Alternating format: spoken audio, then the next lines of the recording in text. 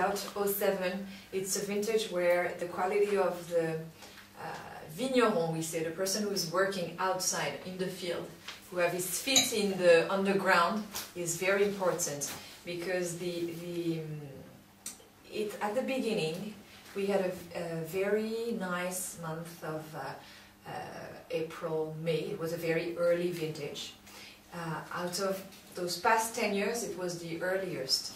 And then in mid-June, more or less, the weather turned quite bad.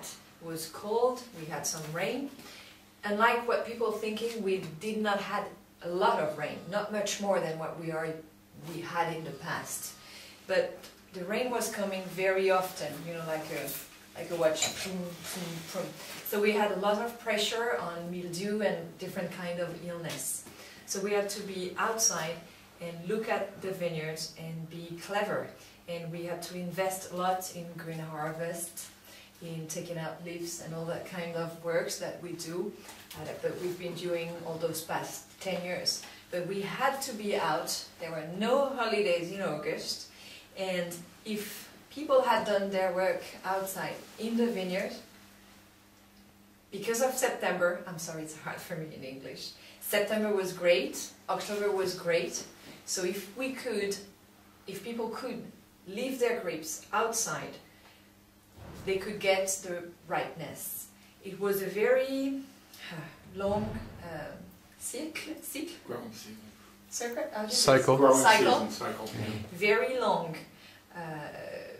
But if you had the nerves to wait, you could harvest ripe without any problems. If people had done the correct amount left the correct amount of grapes on the vineyards, done all the green harvest, taking out leaves, you know, all that work that we do, you could leave your grapes outside and use the great September and October and harvest late. So all our wines were more or less harvested beginning of October up until the 20th of October. Wow. Except Clos it was a little bit earlier, because Clos is a very, it's usually early.